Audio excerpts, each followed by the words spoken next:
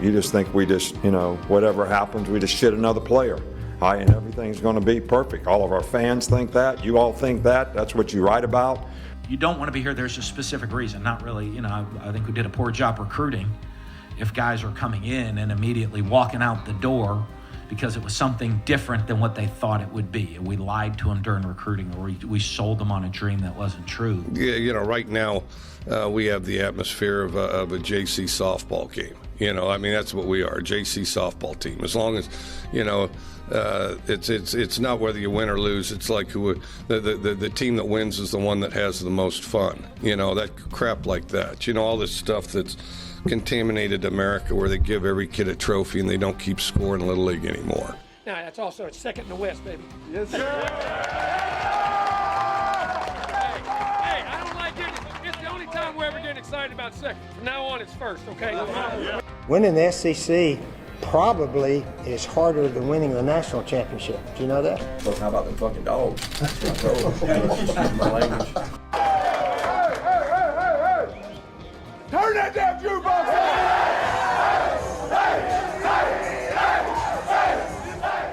Hey, buddy, this beer's for you, Mike, and Cousin Shane.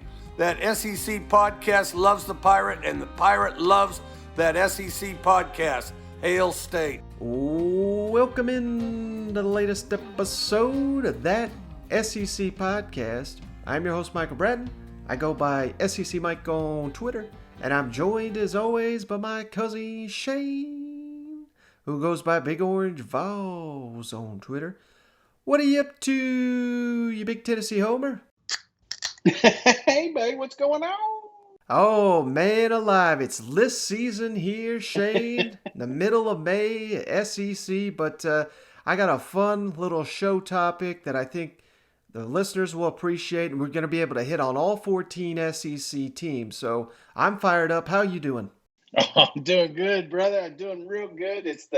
It's like you said, it is list season. It's the dog days of summer, and summer ain't even started yet. But it's just we got to get through this, guys, and we got a countdown coming up right around the corner. I hope I didn't steal any thunder, but it feels like when those things kick off, then you can kind of okay, if we just hang out here for a few more months, we'll have college football back. Yeah, so Shane kind of tipped you off there. We are just days away from the start of the 100-day countdown. I don't give a damn what Charles Barkley says. It's one of my favorite times of the year. And speaking of that, I can tell that the fans are getting more and more excited, Shane, because we're getting a lot of reviews. Mm-hmm. I appreciate that. I'm seeing an uptick there. And of course, as always, if you have not given us your 5-star written review on the Apple Podcast app, go ahead and do that. We've got all 14 SEC teams covered, so it doesn't matter what fan base you're from. If you want one of them koozies, reach out to us at that secpodcast@gmail.com. Send over your review, and we will send you a beer koozie free of charge. I don't know another damn podcast that does it like that, so that's just our way of saying thanks to each and every one of you. But enough about that, Shane. You ready to get to the news here? Yeah, man. And going off the koozies, I love it. I love the pictures. They've been to just about every stadium. I think I'm going to start a little collage there, a little scrapbooking here in the off season, piecing together where all these koozies have been. So if you got one, you're at a sporting event, you can get you a cold beer in there somehow. Man, by all means, take a picture, put it on the Twitter page. We'll definitely get the Twitters out retweeting so that we can spread the word, because those koozies, I tell you, it's just not only nice seeing them, but every time I see them, I think, oh man, this young person, this nice man, this nice woman took time to give us a 5-star rating review, and those really do help us out, Mike. But yeah, I'm ready to get to some news. So we didn't have a ton here in the SEC. Obviously, it's the slow time, but we did have a nice little nugget here on Monday, Shane, because former LSU quarterback TJ, also known as Tank on this show, Tank Finley, has announced he's headed to Auburn, Shane. War damn eagle. Not only is he staying in the SEC, he's staying in the SEC West. And TJ Finley started 5 games for the Tigers last season. Now he's going to have an opportunity to compete with Bo Nix there at Auburn. Thoughts on this one, Shane? And do you think Tank is got a legit shot to win the starting job here at Auburn? You know, it's funny. Have you seen the video? Have you seen this Instagram video came out? Oh, yeah. Like, I'm telling you right now, LSU has by far one of the greatest digital teams down there, marketing, whatever you want to call. You know, just I think of some of the great ones that came out with Joe's back there. I mean, LSU's got it figured out. They had absolutely no help on this video. This was shot strictly from a GoPro, and I just thought it was awesome. You know, it was like a little bit of a build-up. I saw what he was doing. He goes, LSU will always be home, but F you guys, I'm going to the West. I'm going to play you guys every single year. Remind you what you're missing. So I think it's unusual. You know, I was kind of surprised that's where he picked a landing spot because I don't think he can beat Bo. You know, he had trouble beating Mr. Johnson down there, and I just think he's going to have even. I don't know if it was pitched to him like he has a shot here, or if this was, hey, let's build around you. Let's talk about the future. We don't have anything else in the pipeline. I think if that's the case, TJ made a great move here going to Auburn. But if he's thinking to compete immediately, I don't know. I'm not sold that he can beat Bo. I know you're probably thinking a little different. Yeah, and I can understand why you'd say that. He's, wasn't there for spring, so Bo Nix has already got a leg up on him there. And everything we've heard out of Auburn, out of Parson, and I honestly can't remember. I think Bobo's spoken a little bit, but I'm speaking more of Harsin here. He's been nothing but praising Bo Nix and his fit in what they're trying to do in the offense. But I don't know if you remember this, Shane, but I made this point, and I'm going to remind everybody because I'm not often right. So when I am, I'll say something. But Bo Nix, read between the lines of what these coaches are saying. They're saying all the right things, but we'll find out for real how Auburn feels about Bo Nix. And remember, none of these coaches recruited Bo Nix to Auburn. If they add a quarterback this offseason that has, the potential to start, I think that tells you all you need to know about what they think of Bo Nix. And they have done just that. So TJ Finley starting behind the 8 ball, not having the spring and not having those months and weeks to prepare like Bo Nix has. So I'm not saying that he's automatically going to win the job, but I don't know. I think this. I just think this is a case where actions speak louder than words, and because if you look at it, TJ Finley's got 4 years left to play, and Bo Nix, if he took a free year of eligibility last season, he's still got 3. So this isn't a situation where it's like Bo. I heard there was one guy on Twitter saying, "Well, Bo Nix is going to go NFL next year." I'm like, what? What film are you watching? And that's no disrespect. I mean, I think that. I've said it time and time again. Anybody piling on Bo Nix, I won't do that because Chad Morris was his coach and Gus Malzahn was his coach, and that's one of those coaches is enough to ruin a quarterback, not to mention 2 of them. So, the best of Bo Nix is likely to come with Brian Harsin or Mike Bobo in Auburn, but now I think he's competing with a guy that I think has a better arm than him. So, who are they going to go with? They're going to go with the athletic Bo Nix, or are they going to go with the rocket arm TJ Finley? And I don't know. I'm not making any bold predictions here, but all of a sudden Auburn's got one of the more interesting quarterback competitions in the SEC, I think. Well, and going spin zone here for a second, I think adding TJ was beneficial to Bo. I mean, think about last year, absolutely no competition. He wasn't looking over his shoulder. He wasn't going to lose his job, and I think that hurts you in a climate that we're in with the SEC. You've got to have a competitive QB room.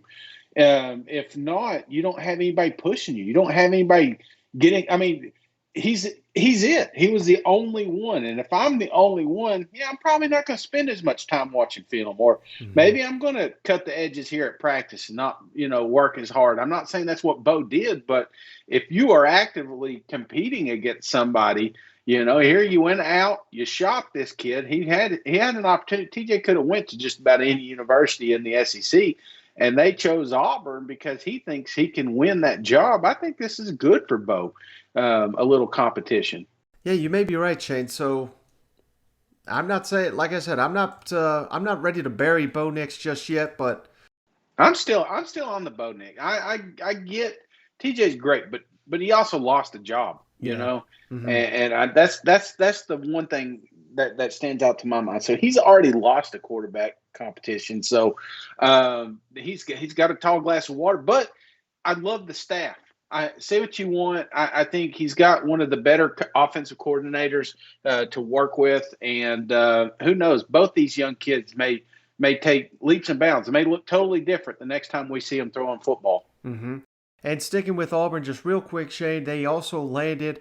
Hell, they're quickly becoming them in Tennessee transfer portal U in the SEC because Auburn's landed Kansas defensive lineman Marcus Harris, who was a redshirt freshman last year, led the team with 7.5 tackles for loss. He started 5 games for the Jayhawks, so Derek Mason getting some defensive line help. And then he reached into Vanderbilt, his former starting safety, who was a true freshman last year, has got 4 seasons to play. Donovan Kaufman has also transferred to Auburn. So it certainly seems like, it was a couple weeks ago, 2-3 weeks ago, there was about 5-6 guys that left Auburn, and now they've replaced them with about 5 or 6 guys. And I think you can make the case that Auburn is upgraded with all these additions. And it's certain, the way I read into it is just, the coaching staff getting guys that they're comfortable with and familiar with and think can contribute right away. So if I'm an Auburn fan, I like what I'm seeing the last couple of weeks with these additions. Even if these guys don't start, you're getting some quality depth there. Can I ask you just because I'm curious, what's the transfer rule situation this year? That's the unanswered question at this point because the SEC has not made a determination. So a guy like TJ Finley, currently ineligible to play for Auburn. Yeah. And Donovan Kaufman, former Vanderbilt safety, also ineligible. But that is expected to change. But we have learned a long time ago that what we expect, the NCAA has already passed it, but the SEC has to pass it. And that is expected. But again, until it's done, it ain't done. You know what I mean? So yeah, at this point, they're technically ineligible. And we'll find out in the middle of June when they have their league meetings. This is not the SEC media days, but they have a closed-door meetings with coaches. I think that's when the vote will take place, and we'll find out if the SEC is going to waive this SEC to SEC transfer rule. Okay. All right. Yeah, I was just curious. Yeah, that'd be a good time. So when do they meet before Hoover, right? Right, so this will be in June. Okay. All right, man. No, that'd be good. Because right now it's muddy, and we're already painting a competition. There may not be one there in Auburn. It may be still Bo's baby. So, I guess we just wait, man. That's what we do. Wait till the last minute. SEC, I love it. Well, speaking of transfers, let's hop down to Gainesville real quick.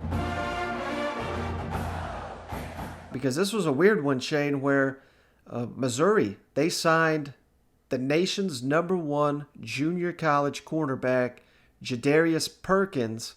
He went through spring training camp. He was getting reps with the #1 defense. He likely would have started. And then he up and left Missouri right after spring. And over the weekend, he announced he's headed to Florida. So, oh, man. Really nice pickup here potentially for Dan Mullen's program. I don't know if Perkins is going to start there at Florida. They're a little bit deeper in that defensive backfield, but I got to imagine that Perkins is going to see the field. And of course, anytime you can hurt a division opponent and improve your roster, you got to do it if you're the Gators. But this may be the craziest story of just kind of where we're at with all this transfer portal stuff. Hell, this guy may go through 2 different camps here before ever getting on the field in the SEC. You know what? That's right. When he gets down there, he just tries to jot down everything he remembers from practice. You know? That's what you do. So, oh man, I don't like stories like this, but you know, there's probably a reason that we don't know why he left. But I just hate. I'm not a fan. Like, I'm okay with you moving around the SEC. I'm just not a fan of the same conference. You know, like the Mizzou to Florida or LSU to Auburn. You know, I'm not a huge fan of that. There has to be a reason that he's choosing it, and you know, we got to do what's best for the student athlete. Who knows? He may come out of Florida and land a job in the NFL one day because of it. So I can't fault him, but I'm just not a fan of the same division. You know. Right, and I know you're kidding around, but could you imagine?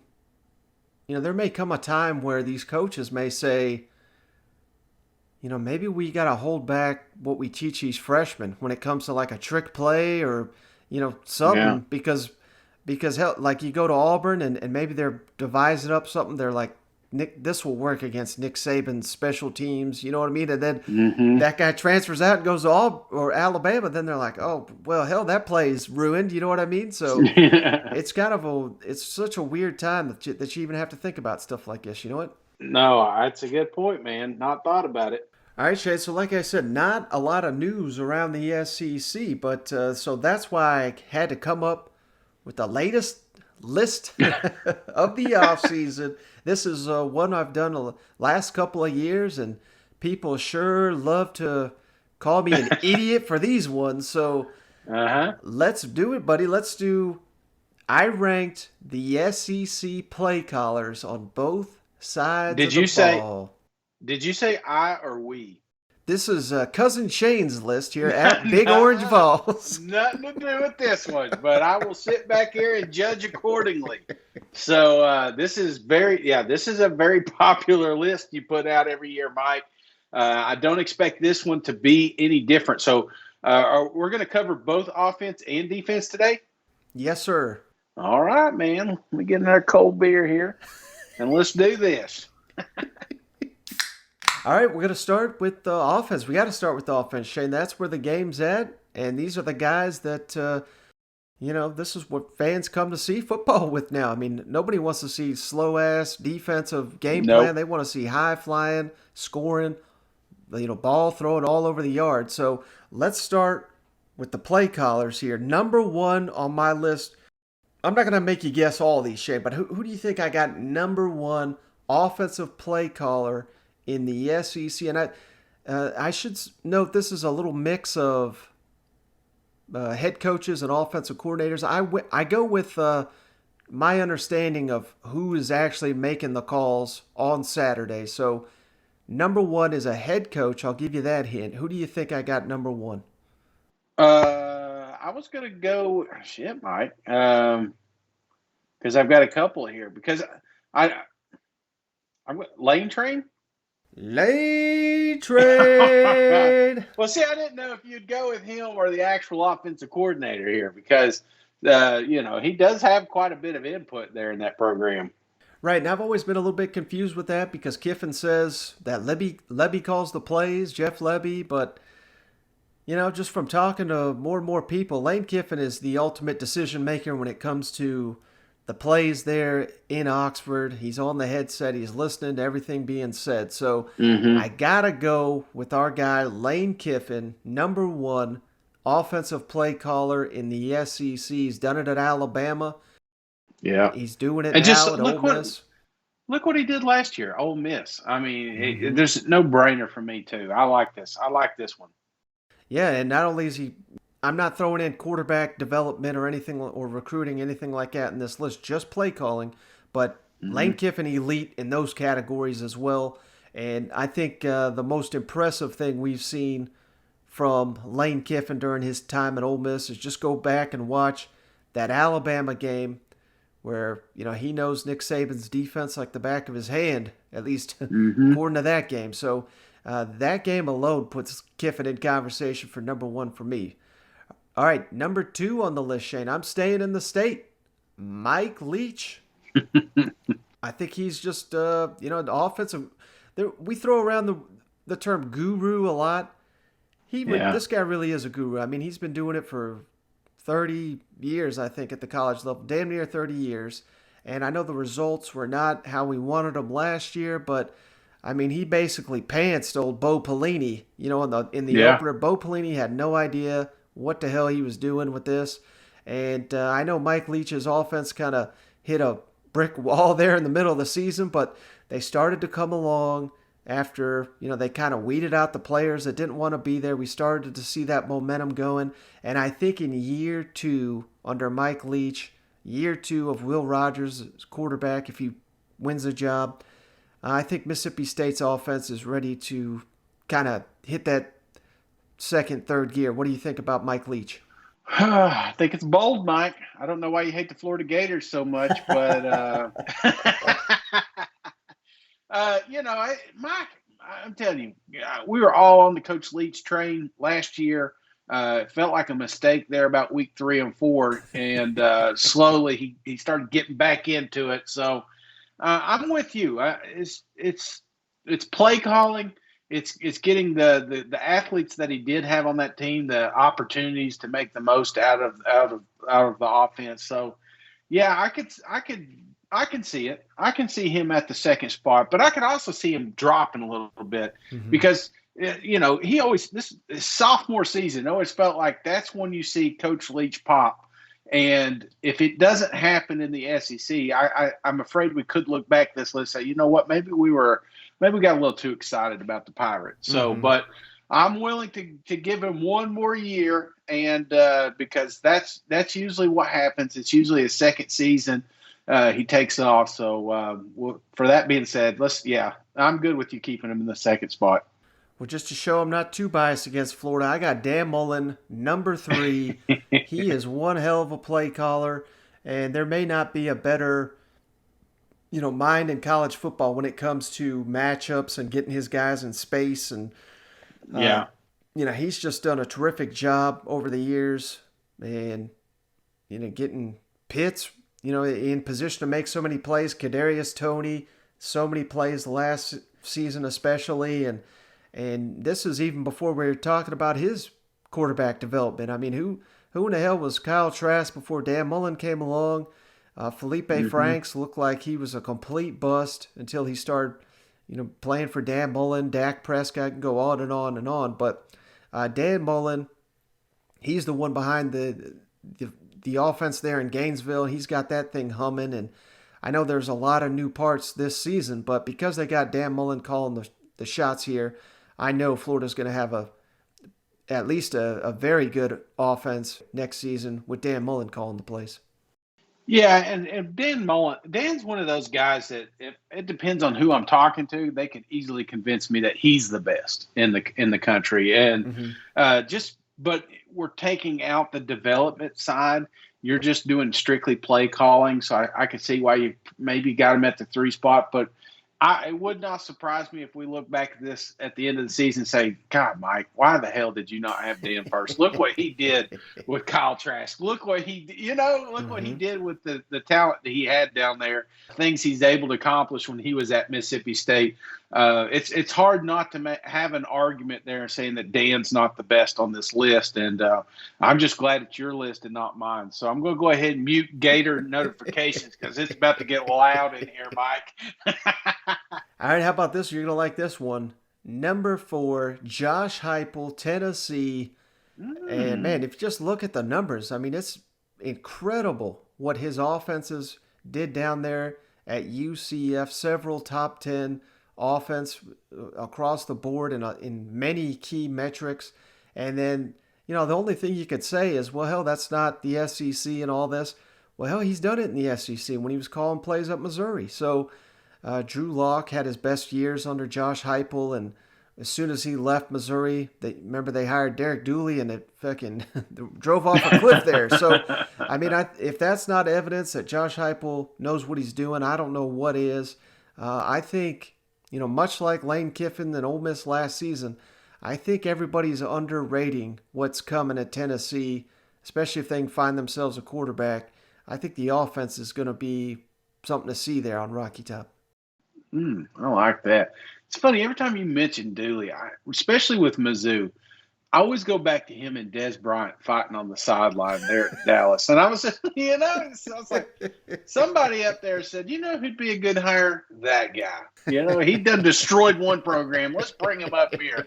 So, no, that was a terrible hire. But anyway, I like this, Mike. I like this a lot. But I got to ask you, I mean, I love this. Was this for me? Did you do this for me? Did you put them up here to give Big Orange Balls a little love and so he could get through the off season knowing that we're going to be in bad shape next year? Is that what this is, or well, just wait till you see where I got the defensive coordinator ranked before you think I'm jumping too much on the bandwagon here. Okay. All right, number 5 offensive coordinator, Shane. I think you'll like this one too. Eli Drakowitz. We've only seen 1 year at Missouri, but you can't say that he hasn't gotten the job done there. I mean, he's was up for SEC Coach of the Year, and it's even more impressive that he's calling all the plays. He did that at other stops, including Appalachian State and NC State, and looking at the numbers that he had at NC State, they have fallen off a cliff since Drakowitz left there too. So he might be one. You keep mentioning all these guys, maybe a little too low. Drakowitz, I think by the end of the season, could be one where we're looking at and say, how'd you have him number 5? I'm telling you, because and it's not the numbers. I mean, you could pull out the stats and you can say, oh, but look how many, it's just that's not what we're talking here. I think when you're talking best play call, you're going neutral. Like everybody has the University of Alabama roster last year. Right. And, you're going into a game, who's going to have the better offense? And I just love what Eli was able to do last year and putting his guys in the best opportunities to win. We saw the LSU game. That was fantastic. There was a couple of games that it came down to the wire. And even though they were undermanned, understaffed, they just found ways to just crawl into some of these games. So that comes down to coaching. So I'm all for this one. I think we look back here in a few years and we're going to say, damn, I can't believe Missouri had. You think about the hires that they made last year. I think Mizzou got the sneaky one, man. I think they're one of those that says, we got an offensive guru here. Mm-hmm. All right, how about this one, Shane? I think this guy has got a real shot to jump up this list in a year's time. But number 6, Kendall Briles, Arkansas. I really like what he's done all across his track record there in college football. And this is the first time he's been somewhere for longer than one season. And I think going back 4, maybe 5 seasons. So getting some continuity there. I know the quarterback's changed over to KJ Jefferson likely, but basically all the pieces around him are back. The offensive line, all the receivers outside of Mike Woods who transferred, and some talented running backs. And this Arkansas offense really, started slow last season, but then it really started to come on towards the tail end of the season. And I think the Razorbacks, much like a couple of these other teams, are poised for really big seasons on the offensive side of the ball. I think Kendall Briles is one to know. And kudos to all the Arkansas fans that stuck around, didn't turn off the pod there after Eli. Because I was thinking that them two could have been back and forth. So I like where he's at. I could definitely see him. It's one of those same situations, just takes that raw talent that he has had and got the most out of it. Arkansas's offense, say what you want, look night and day difference this year or last season, and that's all because of coaching. So and player development, but I think coaching from top to bottom made Arkansas stay in a lot of these games last year, and hell, probably could have pulled off a few more upsets. So a lot of that has to do with Briles. So this is a good spot for him. Now, how about this, Shane? You may have some. I'm going to get called out for this one. I'm already ready for it. But number 7, Jimbo Fisher, Texas A&M, one of the best coaches in all of college football. How could I have him number 7 on this list? But I think it's accurate, Shane, because if you look across the board, it's not like Texas A&M's offense is necessarily lighting up the scoreboard. It's a combination of really they've been very balanced. I'll give them that, but I just don't think that the passing game has come along like I thought it would be. That's not to say that it's not going to start doing that now, but years and years of Kellen Mond, you'd think it would. I don't know. I just think it'd be a little bit more impressive, and I think you can make the argument that the defense has been more impressive than the offense there in College Station. So Jimbo Fisher, I got him number 7. What do you think about that? I don't know why you hate the Aggies so much, Mike. I mean, that's that SEC Mike. No, I think you make some good points, but I think what we're overlooking here is Jimbo only lost one game last year, and it was to national champs that went undefeated. Mm-hmm. Right? Did I miss something? That was it, right? That was it. Just one loss, and it was to an early season favorite with Alabama Crimson Tide. I think the problem that Jimbo runs into is it wasn't sexy. It wasn't as sexy as some of these other games that we watched because he didn't need to be. He had a freaking dominant offensive line. Mm-hmm. He had great running backs. He didn't need to throw. He didn't need to make Kellen Mond win games, even though he did a few times. So, I think you're a little bullish on Jimbo because Jimbo – I mean, we talked the same thing with Dan. Dan took what he had and made it work with the University of Florida. Now, I'm expecting the offense to look similar – not identical, but similar to what Texas A&M put out on the field last year. It's not going to be nearly as flashy and sexy, but it's going to be productive and it's going to keep the chains moving. So I don't know. I think maybe a little bullish on Jimbo because, like I said, he only lost one game, and I don't know what it would have looked like if these guys would have played each other again like they should have in the playoffs. All right, how about this one, Shane? Don't turn off the show. Maybe just turn it down there, Gamecocks. Number 8, Mike Bobo, Auburn. Now Auburn offensive coordinator. I know the Gamecocks sure do hate them some Bobo, but I still can't get over that. The fact that they think he did such a horrible job. They got Kevin Harris led the SEC in rushing. Shi Smith now playing in the NFL. He was nowhere close to being an NFL player heading into last season, and I think a lot of South Carolina's issues came down to just not having a quarterback that was that good last season, yet the offense was the side of the ball that was the strongest, and we all know Bobo, the historic offenses he led at Georgia, so I think Auburn's got themselves a good one in Mike Bobo. What do you think about him? Yeah, I've always been I don't know, maybe not a fan, but he's grown on me. And I think what he was able to do with – one second.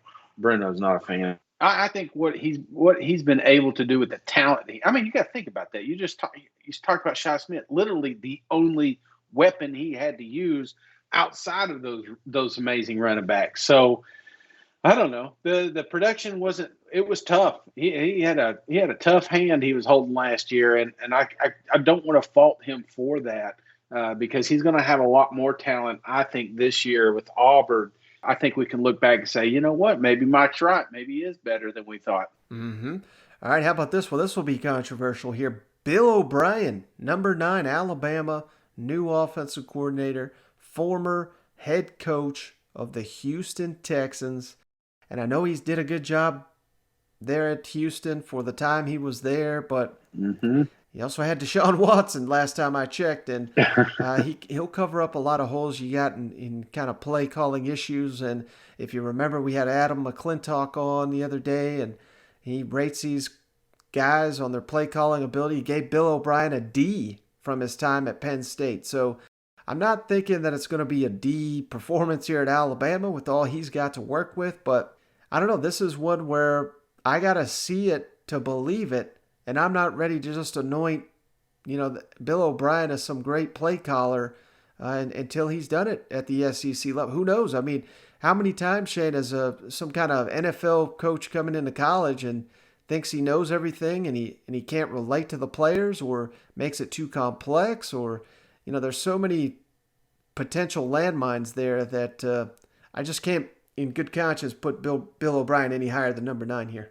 Yeah, but how many offensive coordinators show up to University of Alabama and all of a sudden we crown them and think they're the God's gift to football? So I'm not expecting anything different here. In fact, this is probably going to be the most hate that you got besides Georgia. That yeah, because clearly you hate them still. But I'm just looking at this, and Bill's going to be one of those at the end of the season. He's going to be in competition with all the, I don't remember all the fancy trophy names or anything like that they have at the end of the season, but I guarantee he's going to be on every damn list. Mm-hmm. And that's just because the talent he has around him. And, he was, a lot of people don't know, he was an offensive, I don't want to say guru, but he was an offensive minded coach. And there for a while in Houston did the play calling and got him in trouble, I think, a little bit. So I don't want to fault him for that, because you talk about SEC experience. I mean, the closest thing to SEC coaching is NFL coaching. And so I think he's not going to shy from the competition. But he's one of those guys I guarantee you right now at the end of the season, he's going to be on every watch list in the country. And that may be because of coaching, but most likely because of talent. Mm-hmm. All right, you kind of hinted at it there. Number 10, Shane, Todd Monken, Georgia offensive coordinator. And I can imagine the Bulldogs are upset right now, but I hear him typing right now. Here's the deal, Shane. We've only had 1 year of him at Georgia, and I think the fact that JT Daniels was not on the field really hurt him, and that could really bump him up this list next year. But, they did not look great against Alabama. They did not look great against Florida. And I know the defenses really kind of cost them in that game. But you go back and watch Mississippi State. I think they rushed for something like 6 yards in that game. I'm just not overly impressed with what I've seen from Todd Monken so far. Like I said, it's only been 1 year. And, once JT Daniels got in there, it was kind of completely different. But also the schedule eased up quite a bit as well. So I say all that to say, I know, almost like Bill O'Brien, it's tough to put Todd Monken this low, given the fact that he's so well respected. But it's just tough to rate him based on the quarterback play that we had at Georgia before we had JT Daniels in there, and I don't know how else to grade this guy. But don't you feel like it was a tale of two halves though last season? Because I was with you at the start of the season, first 3, 4, 5 games in, I would have fired him immediately if I had that ability. It just felt like we weren't getting our money's worth. But toward the tail end of the season, even though the schedule eased up a little bit, it just, I don't know, it felt like Georgia found its rhythm, found its identity late in the season. And I know that's Todd's job. Todd, he needs to find this week 1.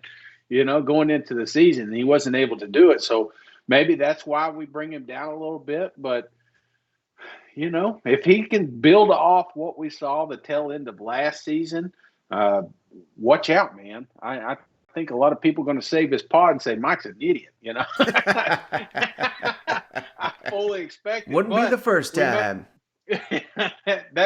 But again, it comes back to talent. They've got the talent. They just need to get all the pieces working together. And if they can, starting out the season, they got some tough games right there out of the gate. Do you got their schedule? Just the first 4 or 5 games? Just curious. Yes, sir. I got it right here. Georgia Bulldogs. First game, of course, the season opener in Charlotte against Clemson. Yeah. That'll be tough. I mean, yeah, you got to hit the ground running, Mm-hmm. I mean, you don't even have to go past week 1, Mike. I forgot about them playing Clemson. Mm-hmm. That's going to be your telltale sign right there. Now, if they come out and they look like offensive juggernauts like they did toward tail end of last season, maybe Todd's redeemed himself. But that's kind of where we're at with him right now. He's more in a prove it type of season. Yeah, and then the rest of the offensive coordinator, Shane, I didn't feel right kind of ranking any of them because they're all short on experience calling plays at this major level. Jake Peets at LSU, Marcus Satterfield, South Carolina, Liam Cohen, Kentucky, David Rea from Vanderbilt. So they're kind of all in the same boat. This first year offensive coordinators at this level and been assistants at their previous stops. A lot of these guys In fact, all these guys, I believe, have NFL experience. So I'm not sitting here saying these guys are terrible, but how in the hell can you rank them when they've not done it? You know what I mean? Exactly. I'm with you. All right, so let's flip on over to the defensive side here, Shane. Number 1, Dan Lanning, Georgia. I love the job that old Dan Lanning's done there in Athens. I think, before long, this guy he probably could have had the Kansas job if he wanted it, but I thought it was wise for him to kind of pull back on that because Georgia may be in for such a huge season that he may have his choice of jobs by the end of it. Great game call, a play caller on the defensive side of the ball. Dan Lanning, number 1 in the SEC, defensive play caller. Thoughts on that one? No, I like this, Mike. I like it a lot. In fact, this is going to be the last time, I think, that we're going to be able to say that about him in the University of Georgia. I think this is the year that he finally decides to take that head coaching position somewhere else. But enjoy it while you got it because they got a fantastic defensive coordinator there. Mm-hmm. All right, number 2 on my list, Shane. Barry Odom, Arkansas. And, I think he was getting a ton of respect at the beginning of last season when Arkansas, of course, they faced Georgia tough. Mm-hmm. And then that was a huge upset against Mississippi State. And you got to remember back at that time, Mississippi State was coming off the season opening win against LSU. And everybody thought Mississippi State maybe a top 10 team or something crazy like that. And then all of a sudden just went downhill because Barry Odom schemed up a defensive scheme to slow them down. And everybody just basically copied it for the rest of the year. And yeah, the defense fell apart in Fayetteville last season, but I was saying that to anybody that would listen that was going to happen, and it was just, it was unfair for Arkansas to have to play 10 SEC games, and you nailed it right there. They didn't have the players, they didn't have the depth. Now I think they'll have certainly a lot better of both, and I think that early season defense we saw from Arkansas last season is going to show a lot more next season. So thoughts on Barry Odom being number 2? Oh, yeah, without a doubt, man. And you always know you got a good coordinator when they're the first names that keep popping up in head coaching positions. Right. We just mentioned one there at Georgia. This is no different. There for a second we thought there was a shot he wouldn't be back in Arkansas, and he did come back. But I think this is similar to Dan. I think this is maybe his last season as a coordinator there in Arkansas, but they got a hell of a good one. All right, number 3 on my list, Shane, another guy that could potentially be landing a head coaching job before long, Mike Elko, Texas A&M defensive coordinator. Them Aggies, this is kind of what I was saying when I think the defense has been the stronger side of the ball in College Station, and that's no slight to the offense because they've certainly been doing a great work on that side of the ball, but it's just another level at Texas A&M where they got defensive guys going to the NFL every year. They got several more on this defense that are poised to do it in the next draft to come. I think Texas A&M, I keep saying it, they may have the best defense in the SEC next year, and that's largely a credit to Mike Elko and Jimbo landing these defensive players, and Elko just calling good game plans on Saturday. Let me ask you, Mac, because how close were you with these top 3? Because you could have came out and said, "Hey, I've got Elko 1, I've got Dan." I could have seen these 3 right here go in any order. I mean, how close are we talking when you were making this list what made you land Elko at 3 as opposed to 1? Yeah, honestly, they're basically interchangeable, but yeah, I don't know. I just think that I tried to project a little bit of what I think because, I keep saying Texas A&M probably going to have the best defense, but I think Georgia may have the best overall season. Yeah. And then Barry Odom, man, I just can't get over the job. We got to remember how shitty Arkansas was 2 years ago. Yeah. I mean, they were like a laughingstock of college football. And then here last season, Hell, there was people saying they were going to go 0-10, toughest. And remember, they got out of the East. They gave them Florida and Georgia. I mean, it was like, my God, what are you doing to these people? And then here they come, and he's got walk-ons winning SEC Defensive Player of the Week, and they picked apart Lane Kiffin offense. They picked apart Mike Leach. I mean, hell, maybe Barry Odom should be number one. I'm talking myself into all these guys should be number one. You know what? Right. Yeah, I was just worried because you could have came out in any order on those top three, and I would have been like, oh yeah, I could see that, you know. But you make some good points with Odom. I mean, if you give him Texas A&M roster, if you give him Georgia's roster, I mean, are we saying something different, you know? So I don't know, man. This is just food for thought, but I was just curious your opinions there. All right, number 4 on my list, and that was a good point by you, Shane. I think there's a little bit of a step down here, but not much, because if you're number 4 in the SEC and a defensive play caller, you are one hell of a play caller, and that's what I think of Zach Arnett there at Mississippi State. I think that defense just kind of came out of nowhere last season, and they played their guts out time and time again, and it was while Mike Leach's offense was struggling through much of the year, it was the defense that was holding this thing together. And time after time, they just, they came with a great game plan. And I think probably about 9 times out of 10, they were, they had not as good talent as who they were facing. Yet the dam never really broke there for Mississippi State. And I think that's a credit to Zach Arnett. Yeah, for sure. And they kind of surprise you, don't you? Yeah, I mean, when you're thinking about the best defensive coordinators, you don't ever think of Mike Leach's defensive coordinators. It's usually those are usually just interchangeable. But what they were able to do last year was impressive, aggressive, and it was downright fun to watch. You mentioned the Georgia game earlier in the pod, man. I mean, if it weren't for that damn defense, it wouldn't have been a ball game. So, right. For Mississippi State's defense, so I think this is great. But do you think? Let me ask you, because I'm playing devil's advocate here, because I did not make this damn list, guys. But if we're predicting, or you're predicting, Mike Leach's offense to really start taking off, which when that happens, they're on the field less when they're being very productive. So that means the defense will be on the field more. Do we look back and say maybe that was a one-season fluke, or do you think it's repeatable what he was able to do last season?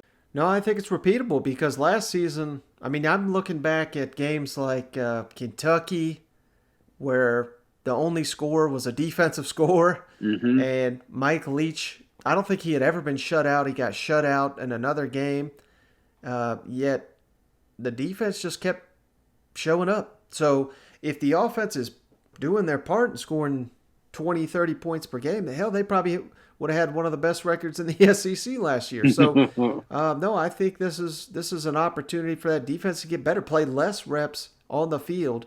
But if that happens, I think Mississippi State fans are going to be pretty damn excited. Okay. All right, man. All right, how about this? There's a little bit of a projection here, Shane, but I think we're going to find out how good of a defensive coach Derek Mason is, because I got him number 5 there, of course, at Auburn now, formerly the head coach there at Vanderbilt.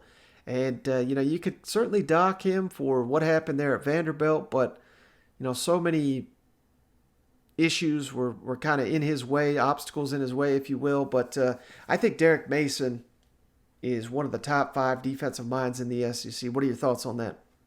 Oh, without a doubt, man. I'm glad you have him on this list because could you imagine?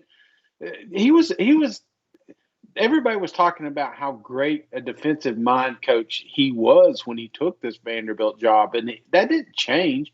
It is just situational. It's recruiting. He didn't have the athletes to compete like he did in the other, these other teams. So I think we look back with Derek Mason and a whole handful of new toys down there. I think he's going to be fine, and it won't be long for he's starting to get that little rumor floating around at taking jobs. Mm-hmm. All right, number 6 on my list, Shane. This guy catches a ton of hell. I think he's a good coach. So Todd Grantham, Florida defensive. Third and Grantham? How the hell is he making on here? Yes, last season was a damn disaster, but hell, last time I checked, it was a disaster for for damn near everybody on that defensive side of the ball. So I think the Gators defense takes a big rebound this season. And man, I just think of what he did at Mississippi State. I think about what he did the first couple of years there at Florida, because I know we want to give Dan Mullen all the credit in the world, but when he got there, it was not an offensive juggernaut. No. It was more of a defensive juggernaut there, starting out that the Dan Mullen era. So I think Todd Grantham, there's a lot going for him. And yes, I know last season was a disaster. I think I had him 3 or 4 last year, so I certainly docked him some spots here, but I think he's a lot better than people give him credit for. Yeah, I remember them fighting on the sideline last year. So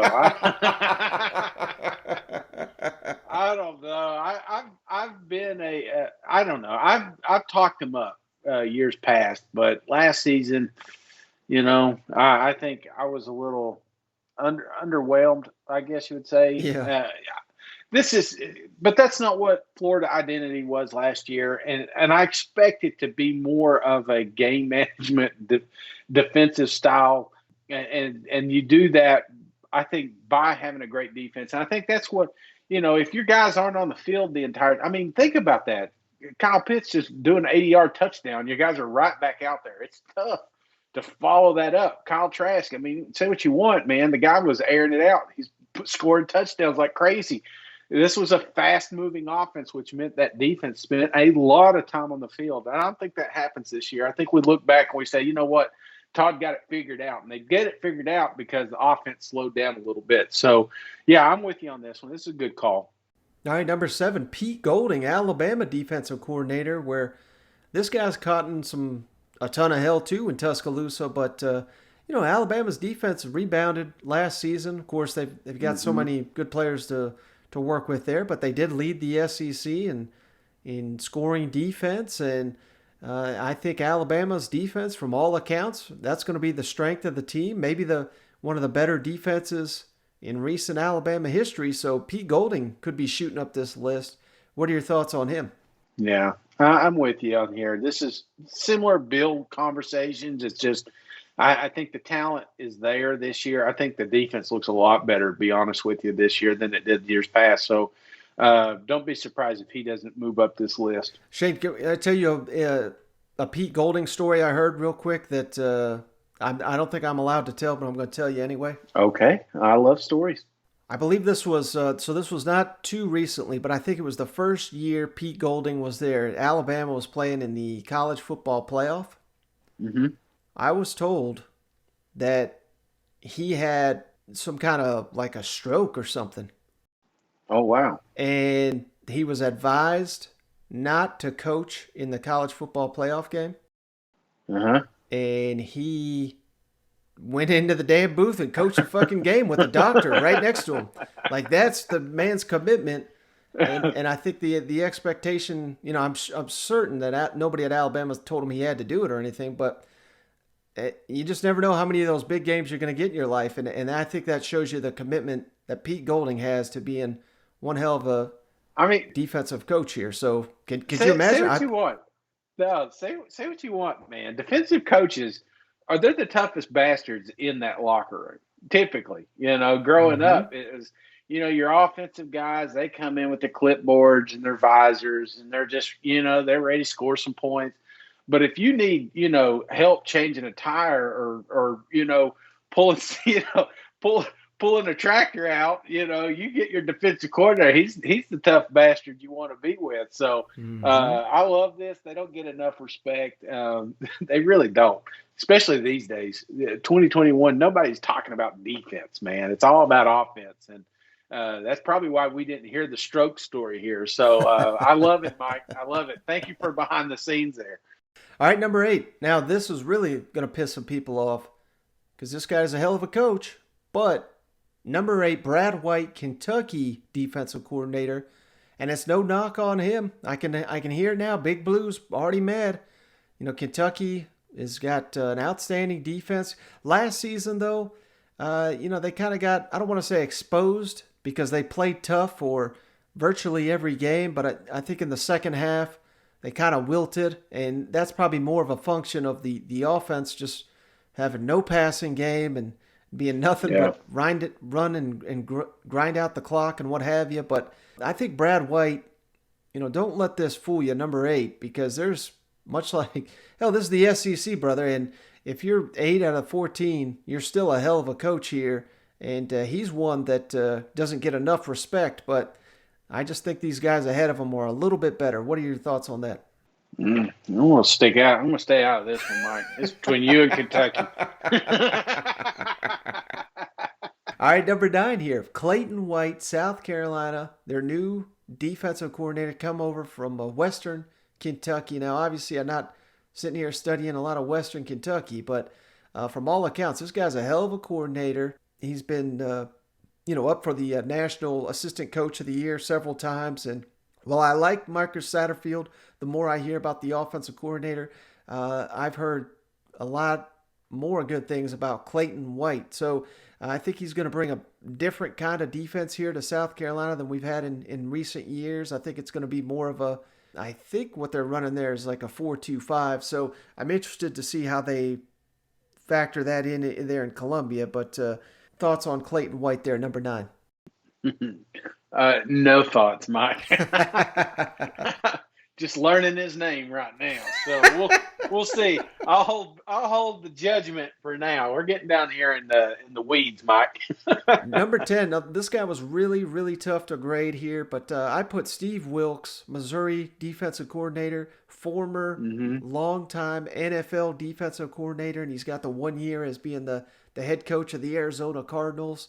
And he's not coaching college football in like 20-something years. So I'll tell you, one of the most interesting hires this offseason. Right. For sure. Yeah. And by all accounts, the defense was, looking pretty strong there in the spring. So I honestly had no idea where to rank Steve Wilkes on this list, but I put him number 10 because he's got room to improve. But, if you coach 20 years in the NFL, you got to be a damn good coach. And I couldn't put him any lower than number 10, if that makes sense. Yeah. Number 11, DJ Durkin.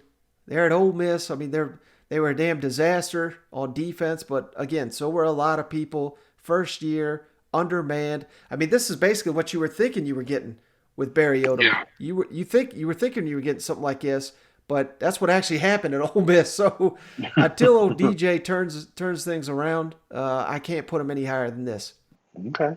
All right, then the last 3, Shane. These I couldn't really figure out how to rank these guys, so I put basically all the same here. Jesse Minter, Vanderbilt, Tim Banks, Tennessee, and Duranta Jones, LSU, all, Banks has got college football experience at a number of stops, but the other 2, NFL experience, and I don't have any background on any of them really calling plays outside of Tim Banks has done it here or there with mixed results, but I think these are kind of the... What about LSU, though? I mean, Coach O is probably going to be more involved with that one, don't you think? Well, yeah, certainly he's got to be. After what we saw last year with old Bo Pelini, that ain't going to cut it. But, they're trying to run the Dave Aranda defense, and this Duranta Jones worked under Dave Aranda, so... But Dave Aranda was a special coach for a reason, and he's a head coach of Baylor for a reason because he's such a smart guy. So it's not that I think Jones is a terrible coach, but again, he's tough to evaluate. Last year he was a position coach in the NFL. I don't have any knowledge of him serving as a play caller at major college football, so I can't really put him anywhere but the bottom of the list at the moment.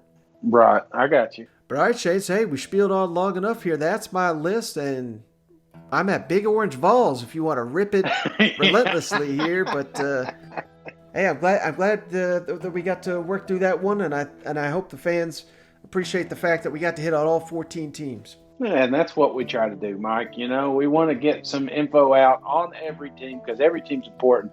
It's list season, so I think it was perfect. You hit the nail on the head here. So. But this is one of my favorite ones. I like to actually. I do. I honestly turn off notifications on here for a few days, and then I'll get on there and see what fight Mike got into. But I thought your list was pretty good this year, Mike. There's obviously a couple, that they're gonna. This is the thing, though. If if you could clearly paint the picture of neutral teams, neutral site, just these guys coaching your boys, it's hard because naturally you want to say, well, why does he hate LSU or why does he hate Georgia? It's not that he hates Georgia. It's just saying if he had the same roster, he thinks these guys would be coached better. So I don't know how you're going to articulate that in 140 characters, but good luck, Mike. I appreciate the list. Well, buddy, I appreciate you hopping on the line here, and I appreciate all the listeners tuning in all throughout, obviously the season, but the off season as well. So, hey, that's going to do it for this one. Went a little bit long, but appreciate each and every one of you, and that's going to do it. I'll catch you on the next one. See you guys. Go Vols.